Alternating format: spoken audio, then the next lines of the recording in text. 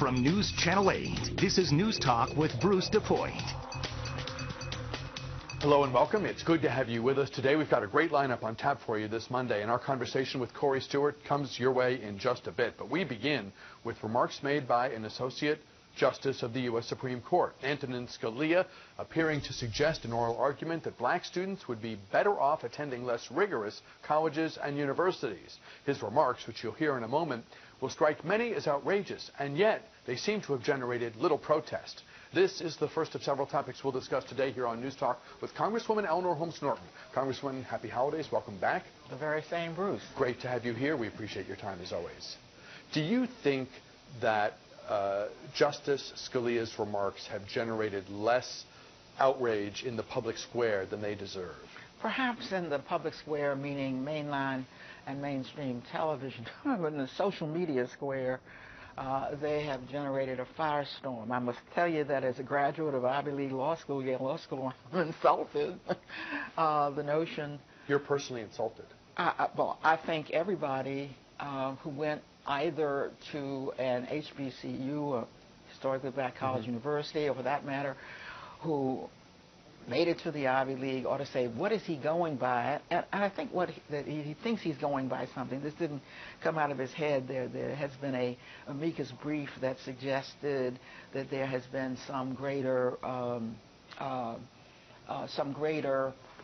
fallout or dropout of folks from some kinds of colleges, from other kinds of colleges. The notion that put them on a slower track. As somebody graduated from the segregated public schools of the District of Columbia, I am very grateful that I was able to go away to school and get put on a fast track. I think it brings you to your full potential. So even if he thought that, even if he is quoting from some brief or takes it from some amicus brief, it is highly inappropriate for a justice of the United States Supreme Court to opine that off the top of his head in asking a question. There was a way to ask it. He didn't do that. He accepted it. He said, since blacks do better on a slower track than they do at schools like the University of Texas, why are you here? And this comes in the context of the long simmering and much debated affirmative action debate in this country, which finds itself before the High Court again in a UT case. Exactly. I mean, you're talking about a president of the United States who went to Harvard Law School and went to Columbia undergraduate. I mean, that's some time ago. When I went to Yale, that is a long time ago. So what's the point of bringing that up? Was there another way if you were really trying to make a point to ask it? Because what it does is to take a very conservative Supreme Court justice and make him look starkly unfair. Any opinion he comes up with in the affirmative action Texas case is besotted, clouded by those remarks. You say unfair, and in a moment I want to ask whether it makes him unfit. But first, the remarks that Supreme Court Justice Antonin Scalia made during oral arguments in the University of Texas affirmative action case. There are those who contend that it does not benefit African Americans to get them into the University of Texas where they do not do well, as opposed to having them go to a less advanced school, a slower track school where they do well. One of the briefs pointed out that most of the black scientists in this country don't come from schools like the University of Texas.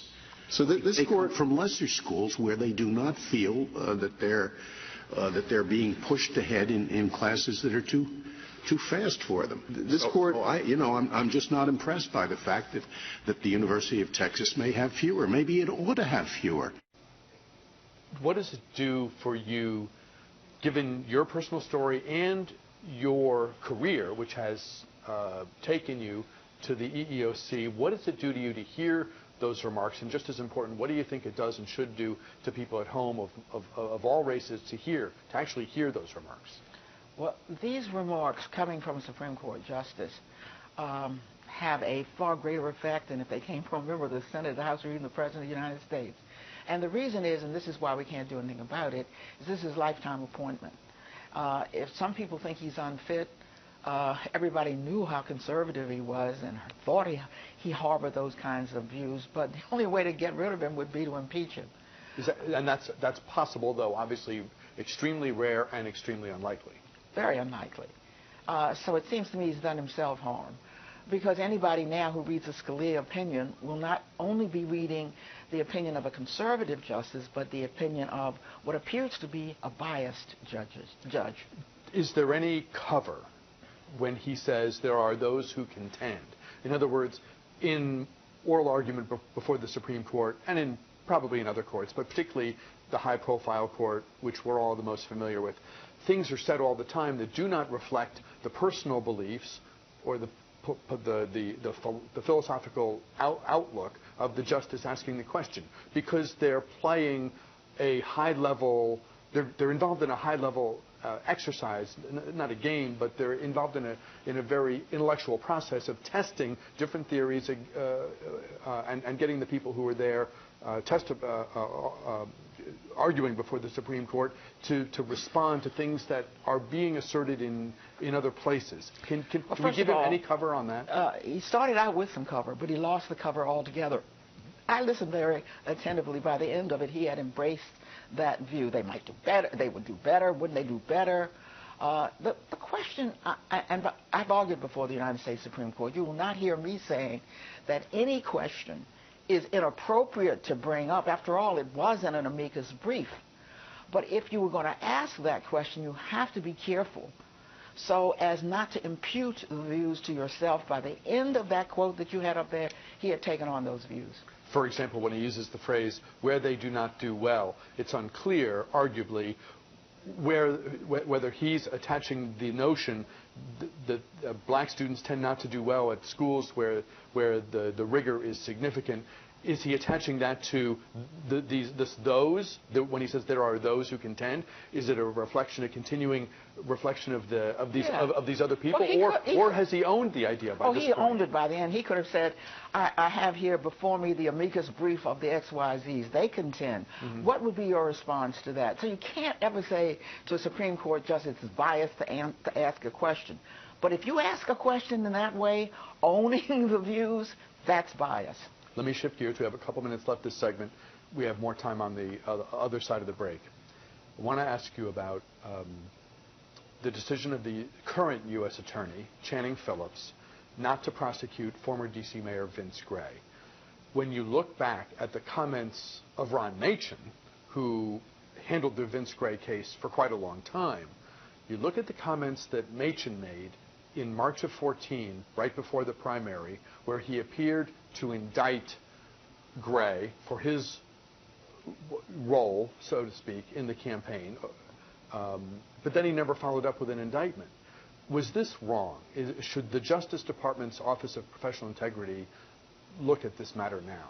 Well, everyone thought it was very strange because U.S. attorneys usually do not comment before an election. But I have to tell you, I accept the views of the United States, of the Attorney General of the United States, because he was asked that at a Judiciary Committee hearing.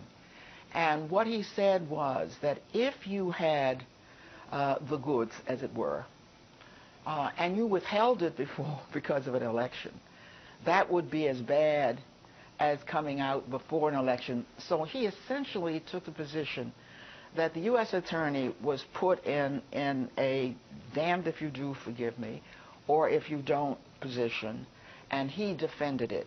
Now, I myself, so where is Vince I myself, considering that the Attorney General of the United States is somebody I do trust, have to take his view. I also wonder whether or not, in fact, I have no way of knowing, but usually in a major case like that, you probably would have gone to the Justice Department before you decided to do it. So that means the Justice Department must have known it and must not have said, don't do it. And when you refer to the Attorney General in this case, you're talking about the man who was in the office at the time, Eric Holder. I am. We'll take a break here. We'll come back. Most of you will see more of our conversation with Eleanor Holmes Norton after the break. We do take a break here. We are back with more right after this.